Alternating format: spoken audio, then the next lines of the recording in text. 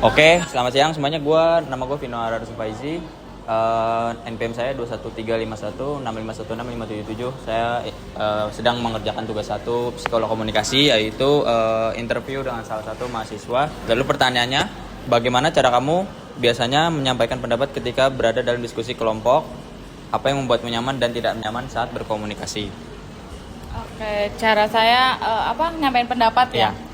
Harus pede sih, harus pede, dan kita harus paham dulu apa yang mau kita keluarkan, apa yang mau kita ucapkan di diskusi kelompok tersebut. Terus apa yang bikin nyaman dan gak nyaman. Kalau kita udah kenal sama kelompok kita, pasti kita bakal nyaman. Kan kita ada perkenalan dulu, ada macam-macam ya. Itu bikin kita saling dekat dulu, abis itu kita bisa baru menyampaikan pemahaman kita sih. Oke. Lalu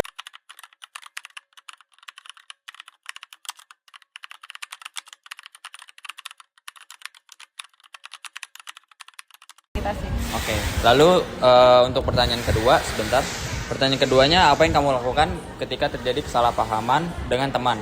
Bagaimana cara kamu menyelesaikannya? Kita bisa mulai rundingin dulu apa masalahnya, bisa obrolin baik-baik, nggak pakai kekerasan dan nggak menyinggung satu sama lain. Udah. Oke, sekian. Itu mungkin jawabannya. Assalamualaikum warahmatullahi wabarakatuh.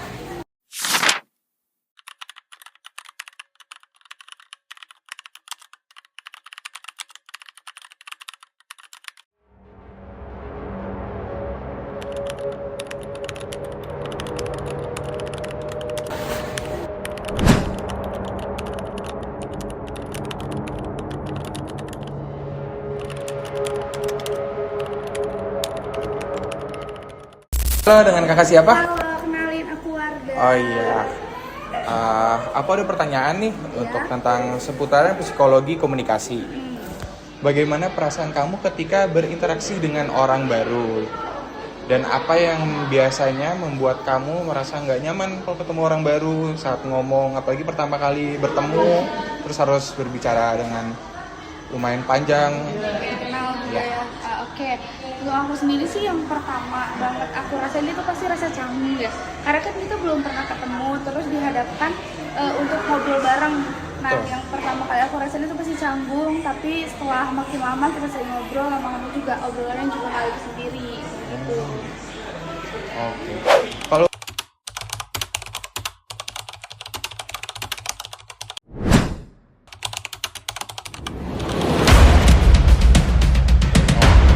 Kalau untuk pertanyaan berikutnya nih, jadi kita ada 2 pertanyaan. Iya. Masih nyambung dengan pertanyaan satu juga.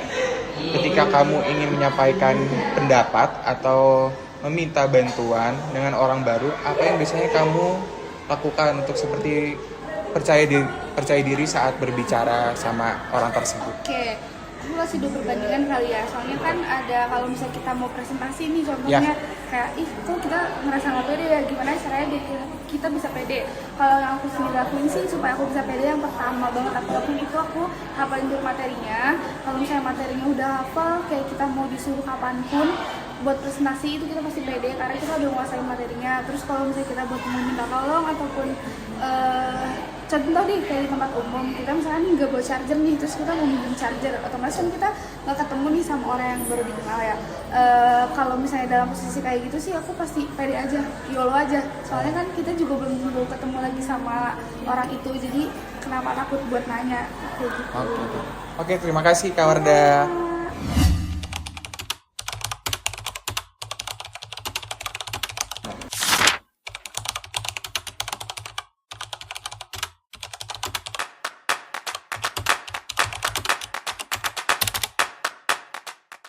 Halo, dengan kakak siapa? Kamal. Ya, Mas Kamal, saya izin bertanya ya tentang tugas psikologi komunikasi, nggak apa-apa kan ya? aman. Oke. Pertanyaan saya yang pertama ini, Mas Kamal, hal apa yang biasanya membuat Mas Kamal ini semangat ketika berkomunikasi atau beraktivitas gitu dengan orang-orang lain itu yang ada di luar sana gitu loh. Apa sih yang bikin semangat tuh apa? Ya, dengan melakukan kegiatan bersama dan kita interaksi dengan baik, saling menghargai satu sama lain, dan juga ya gimana ya menurutku kalau obrolannya bisa saling tektok, terus gak ada gitu. potong-potong setiap obrolan, Oh. menghargai orang yang lagi Obrolannya ngobrol. nyambung lah ya. Gitu sih, iya sih. Hmm, menurut Oke oke oke. kayak gitu.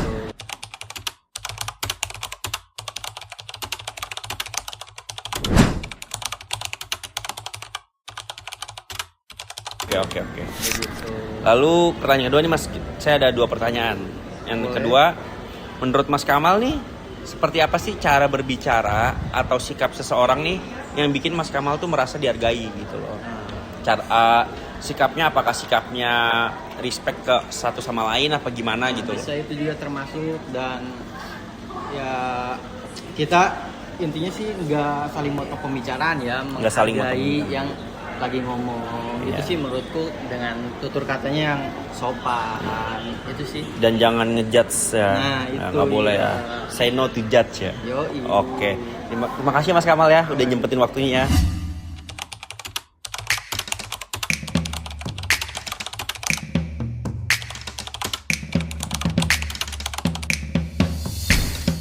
Udah nyempetin waktunya ya.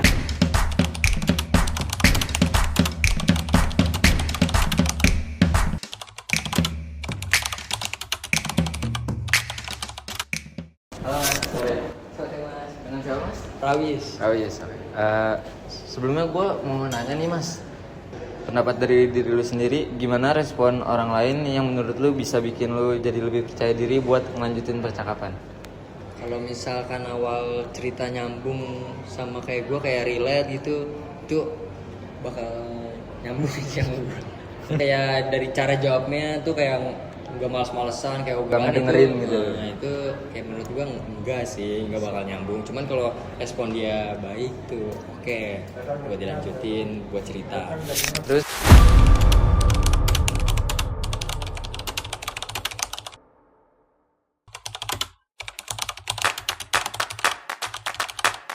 Buat cerita.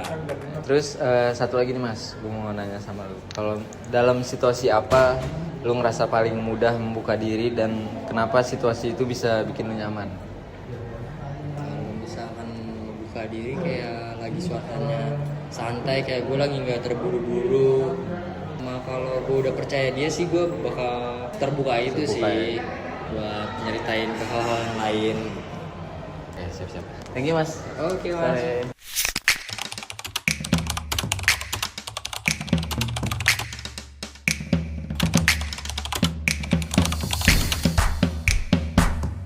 Oke mas. Sore.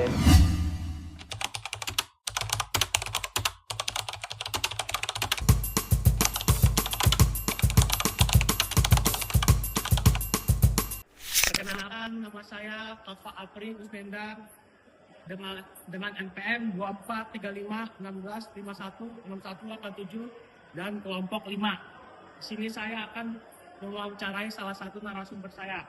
Yang pertama, bagaimana responmu ketika dihadapkan dengan orang yang tidak menyukaimu atau orang yang dulu pernah berkonflik denganmu?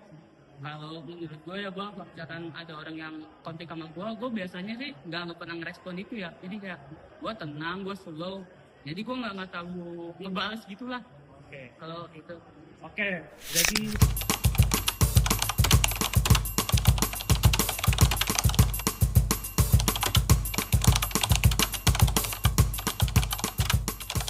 kedua, menurutmu hal apakah yang baik dan buruk ketika berkomunikasi dengan orang yang baru dikenal di media sosial? Kalau gue sih jarang berkomentar, maksudnya kayak di Instagram gitu jarang berkomentar. Paling gue di real life, tapi kalau misalkan untuk di media sosial itu biasanya gue kayak ya pokoknya kayak istrinya itu kayak ya gue ngejaga diri gue, jadi kayak supaya nggak kelewat batas gitu lah, ngomong kasar gitu. Terima kasih atas wawancaranya. Ya,